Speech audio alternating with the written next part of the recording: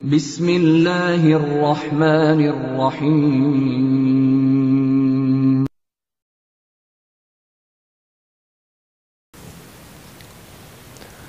بسم اللہ الرحمن الرحیم قل یا عبادی الذین اسرفوا علی انفسہم لا تقنطوا من رحمت اللہ ان اللہ یغفر الذنوب جمیعا انہ هو الغفور الرحیم صدق اللہ مولانا العظیم وقال النبی صلی اللہ علیہ وآلہ وصحبہ وسلم التائب من الذنب کمن لا ذنب له او کما قال صلی اللہ علیہ وسلم ان اللہ وملائکتہ یصلون علی النبی یا ایہا الذین آمنوا صلوا علیہ وسلموا تسلیما اللہم صلی علی سیدنا مولانا محمد طب القلوب ودوائها وعافیت الابدان وشفائها ونور الابصار وضیائها وقوت الارواح وغذائها وعلى آلہ وصحبہ وبارک وسلم۔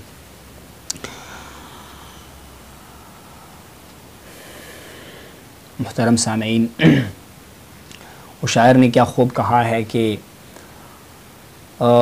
جب کسی کا سفر بہت دور ہو، لمبے سفر پر جانے والا ہو، تو وہ جلدی اٹھتے ہیں، وہ جلدی بیدار ہو جاتے ہیں، اور مسافر جلدی اٹھتے ہیں جو جانا دور ہوتا ہے۔ جوانی میں عدم کے واسطے سامان کر غافل، جوانی میں عدم کے واسطے سامان کر غافل۔ اللہ تبارک و تعالی ہمارا خالق ہے، قادر ہے، ہم اس کے بندے ہیں۔ یہ تمام مخلوق، یہ تمام عالم وہ مخلوق ہے اور رب کریم خالق ہے۔ یہ تمام مملوک ہے، غلام اور بندے ہے، اور رب کریم مالک ہے۔ یہ تمام مرزوق ہے، اللہ کی طرف سے ان کو رزق ملتی ہے، اور رب کریم ان کا رازق ہے۔ اور اللہ تبارک و تعالی وقتاً فوقتاً اپنی قدرت کے نمونوں کو دکھاتا ہے مخلوق کے لیے۔ جناب نوح علیہ السلام کے دور میں امتحان آیا طوفان نوح کے شکل میں، اور وہی لوگ جو ایمان لائی، جناب نوح علیہ السلام کی دعوت کو قبول کر گئے، وہ عذاب سے محفوظ رہے۔ باقی تمام مخلوق، تمام انسان، تمام جو اس زمین پر بسنے والی مخلوق تھی، وہ پانی کے نیچے آ گئی۔ مختلف اوقات میں بخت نصر آیا، اون نے لٹ مار کیا۔ اسی طرح جناب موسیٰ علیہ السلام کے دور میں قوم بنی اسرائیل کے اوپر عذاب آیا، وہ پانی کی شکل میں وہ غرق ہو گئی۔ نمرود جو ہے وہ ایک مچھر کے مقابلے میں بے بس ہو گیا، وہ ہلاک ہو گیا۔ تو اللہ تبارک و تعالیٰ اپنی شان بے نیازی اور قدرت دکھاتا رہتا ہے۔ اسی طرح اللہ کے حبیب محمد مصطفیٰ صلی اللہ علیہ وسلم مبارک کی پیدائش سے پہلے جب ابرہہ اپنے لشکر کو لے کر کعبۃ اللہ شریف کو گرانے کے لیے آیا، اور ان کی یہ خواہش تھی کہ معاذ اللہ میں کعبے کو گرا دوں گا، ڈھا دوں گا، ختم کروں گا، اور رب کریم نے ابابیل کے شکل میں نسبتاً ایک حقیر مخلوق کو بھیجا، اور ان کے ذریعے سے جو ان کے منہ میں کنکریاں آتی اور وہ پینکا کرتی تھی، وہ قوم ابرہہ جو ہے وہ ہلاک ہو گئے، تباہ ہو گئی، ختم ہو گئے۔ تو رب کریم کی یہ شان بے نیازی ہے۔ پھر مختلف اوقات میں مختلف امتحانات، ہمارے دور حاضر میں ابھی جنگ اول، جنگ دوم جہانی جو عالمی جنگیں چھڑ گئی ہے، مختلف امتحانات آتے ہیں۔ اصل بات یہ ہے کہ اللہ تبارک و تعالیٰ بحیثیت مسلمان صرف نہیں، بحیثیت انسان تمام انسانوں کو بتانا چاہتا ہے کہ تم مخلوق ہو، میں تمہارا خالق ہوں۔ اور اللہ نے اپنے حبیب کی شکل میں آخر نبی بھیجا، اسلام کی شکل میں آخری دین بھیجا، اور اسی میں عافیت بھی ہے، اسی میں کامیابی بھی ہے۔ دو باتیں ہیں، ایک تو یہ امتحان جو آیا ہوا ہے جس کو کورونا وائرس کا نام دیا گیا ہے، طاعون ہے، وبا ہے، جو تیزی سے پھیلتی ہے، اور جو بھی اس کے سامنے آتا ہے وہ پھر یا تو یہ ہے کہ وہ مر جاتا ہے، یا پھر اس حالت تک پہنچ جاتا ہے کہ وہ باقی مخلوق سے الگ تلگ ہو جاتا ہے۔ بہت کم لوگ جو ہے وہ ایسے ہوتے ہیں کہ جو فی الفور ٹھیک ہو جائے یا اس کا مقابلہ آسانی سے کر سکے۔ یہ طاعون، یہ وبا کیوں آتی ہے؟ ایک تو ہمارے اعمال، ہم مسلمانوں کی بات کریں گے، ہمارے اعمال کہاں تک جا پہنچی ہے۔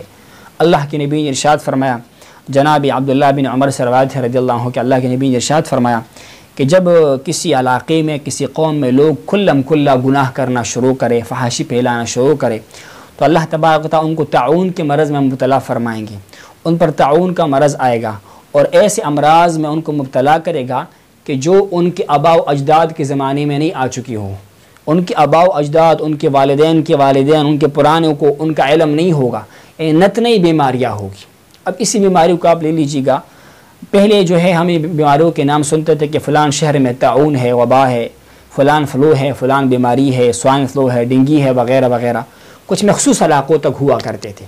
لیکن یہ ایسی بیماری ہے جو عالمی صورتحال اختیار کر چکی ہے.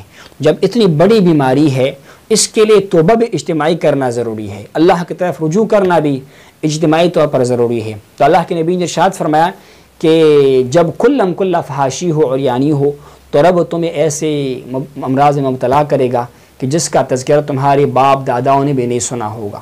اور یہی بیماری ہمارے سامنے ہے. ان کے جراثیم عام مشین سے نظر نہیں آتے، اور ان کو پھر یہ ہے کہ اتنی سرعت سے پھیلتی ہے.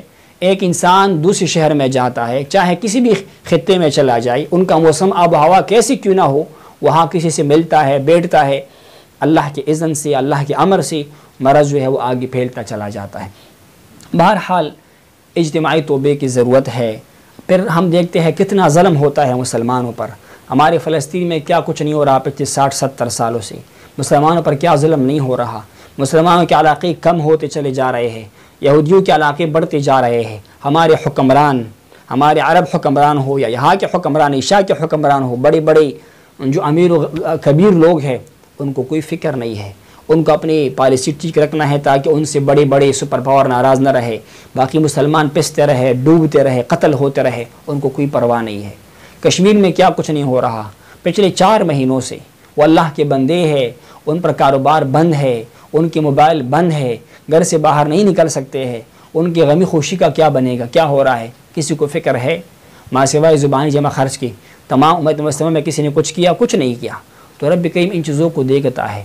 ظلم جب ہو اور دوسرا بندہ خاموش ہو تو عذاب تو آ جاتا ہے. برما میں کیا کچھ نہیں ہوا. ہمارے مسلمان بہن بھائیوں کے جسم کو نہیں کاٹا گیا، ان کو آروں سے نہیں چیرا گیا، ان میں کلہاڑیوں سے جو ہے ان کو نہیں چیرا گیا. لیکن کیا ہے، کسی نے کیا کچھ کہا؟ زبانی جمع خرچ کے علاوہ کسی نے کچھ کیا؟ کچھ نہیں ہوا. اسی طرح ہماری نوجوان طبقہ، ہماری جو یہ نئی جنریشن ہے وہ کس طرف چل پڑی ہے.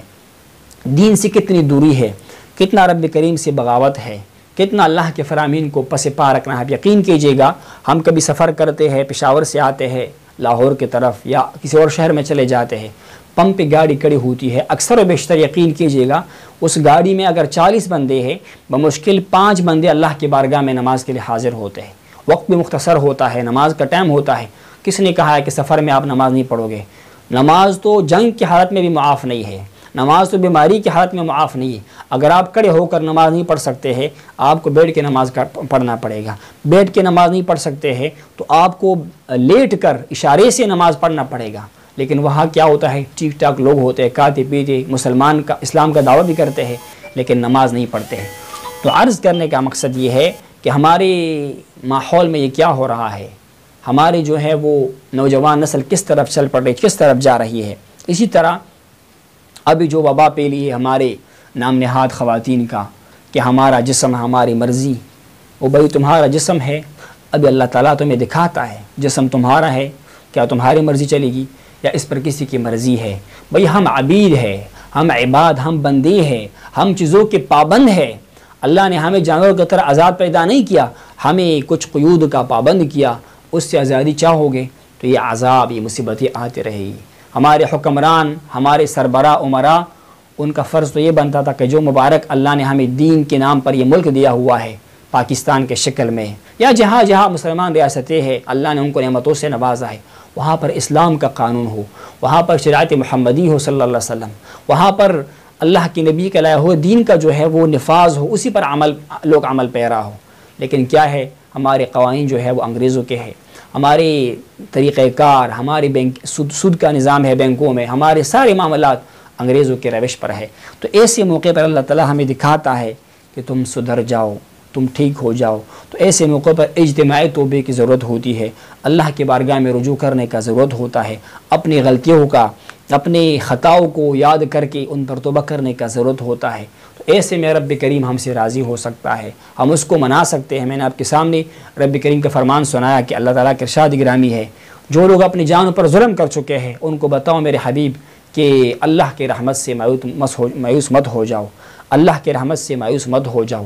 جو بندہ اللہ کے بارگاہ میں توبہ کرتا ہے رب تمام گناہوں کو معاف فرماتا ہے، وہ بخشنے والا مہربان ذات ہے. تو اللہ کی بارگاہ میں توبہ کرنے کی ضرورت ہے. اللہ کے نبی نے ارشاد فرمایا جو بندہ گناہ سے توبہ کرے اور صدق دل سے توبہ کرے، وہ گناہ سے ایسے پاک ہوگا گویا اس نے سرے سے گناہ ہی نہیں کیا ہوا ہے، وہ گناہ سے ایسا پاک ہوتا ہے۔ تو اللہ ہمیں توبہ کرنے کی توفیق نصیب فرمائی، اپنے اعمال کے تدارک کی توفیق نصیب فرمائی۔